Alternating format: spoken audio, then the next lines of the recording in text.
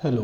Class 11th में जो हमारा टॉपिक चल रहा था त्रिकोणमितीय फलन, उसकी एक्सरसाइज 3.1 चल रही थी। 3.1 में कुछ क्वेश्चन मैंने कल कराए थे और कुछ क्वेश्चन आज, यानी कि क्वेश्चन नंबर 4 और 5 और 6 शायद आज है। क्वेश्चन नंबर 5 और 6 यहाँ 5 और 6 है। ये एक्सरसाइज यहाँ समाप्त हो जाती है। ये क्या कह रहा है कि क्वेश्चन में क्या है कि एक वृत्त जिसका व्यास 40 सेंटीमीटर है, यानी कि व्यास दिया हुआ है 40, तो त्रिज्या कितनी होगी 20 सेंटीमीटर की एक जिह्वा 20 सेंटीमीटर लंबाई की है। यानी कि जिह्वा की जो लंबाई है, जिह्वा क्या हुई AB, इसकी जो लंबाई है वो भी कितनी हुई 20 सेंटीमीटर। तो इसके संगत छोटे चाप की लंबाई ज्ञात कीजिए। इस चाप की, छोटा चाप मतलब हुआ ये वाला चाप, यानी कि ये वाला, इस चाप की लंबाई ज्ञात कीजिए। क्योंकि व्यास दिया हुआ है तो व्यास देने का मतलब हुआ त्रिज्या 20 होगी। ये तो यहाँ त्रिज्या कितनी हुई 20 सेंटीमीटर। जिह्वा की लंबाई कितनी है 20 सेंटीमीटर, यानी कि ये जिह्वा की लंबाई है, ये जिह्वा की, ये त्रिज्या है, ये त्रिज्या है और ये जिह्वा की लंबाई है। इसकी लंबाई भी 20 है, इसकी भी 20 है, इसकी भी 20 है। इसका मतलब क्या हुआ कि त्रिभुज OAB क्या हो गया, एक समबाहु त्रिभुज। और समबाहु त्रिभुज का प्रत्येक कोण कितने अंश का होता है 60 अंश का।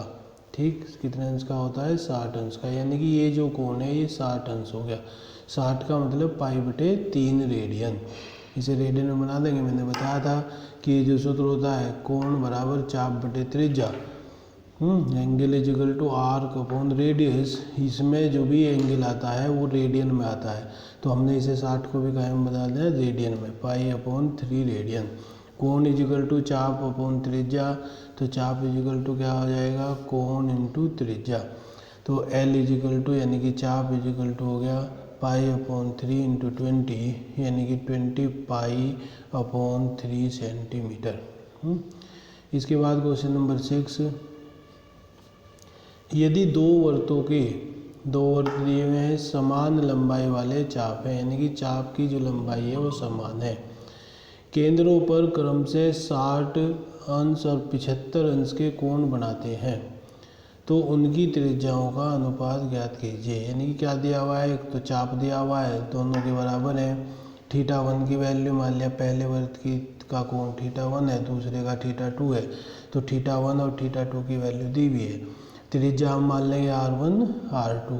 तो पहले वर्त के चाप द्वारा केंद्र पर बना कोण कितना है θ1 60 अंश को हम कायम बना देंगे रेडियन में। रेडियन में क्या आ जाएगा 60 π/180, यानी π/3 भी हम इसे लिख सकते हैं, लेकिन क्योंकि दूसरे में भी 180 आएगा नीचे, तो इसीलिए 180 में ही छोड़ दिया। दूसरे वर्त के चाप द्वारा केंद्र पर बना कोण θ2 इज इक्वल टू 75, तो 75 इंटू π/180 रेडियन में चेंज किया, 75 π/180 रेडियन। माना पहले वर्त की त्रिज्या R1 है और दूसरे वर्त की त्रिज्या R2 है, तो R1, क्योंकि त्रिज्या बराबर क्या होता है, चाप बराबर क्या होता है, चाप बराबर क्या होता है, कोण बराबर होता है चाप बटे त्रिज्या, चाप बटे त्रिज्या R। और हमें क्या चाहिए R, तो R इज इक्वल टू क्या हो जाएगा चाप बटे कोण, ये यहाँ आ जाएगी, ये यहाँ। तो L/θ1 L/θ2, L से L खत्म हुआ क्योंकि तो समान था, क्या बचा θ2/θ1। इसकी वैल्यू हमने यहाँ पुट कर दी, अभी निकाल ली थी ऊपर। ये हो गया 75 π/180, 65/180, यानी कि 5/4। तो रेडियस का जो रेशो है, अनुपात है, वो कितना हुआ R1/R2 इज इक्वल टू 5/4। ठीक है। इसी तरीके से क्वेश्चन नंबर 75 है, 7 है। 75 सेंटीमीटर लंबाई वाले एक दोलायमान दोलक का एक सिरे से दूसरे सिरे तक दोलन करने में, इसका मतलब क्या है, आपने फिजिक्स लैब में देखा होगा, एक दोलन लटका रहता है ये से।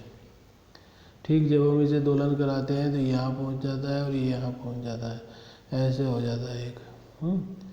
ठीक है। तो ये दिया हुआ है कोण बड़ा, उसका क्या दिया हुआ था, दूसरे सिरे तक दोलन करने में जो कोण बनता है, कोण कौन सा बनेगा, ये वाला, उसका माप रेडियन में ज्ञात कीजिए। जबकि नोक द्वारा बनाए गए चाप की लंबाई, यानी कि ये लंबाई दी हुई है यहाँ से लेके यहाँ तक की, फर्स्ट पार्ट में 10 सेंटीमीटर है, इसकी त्रिज्या दे रखी 75, यानी कि ये लंबाई दे रखी 75, ये कोण पूछा है। ठीक है, कई पार्ट हैं इसके।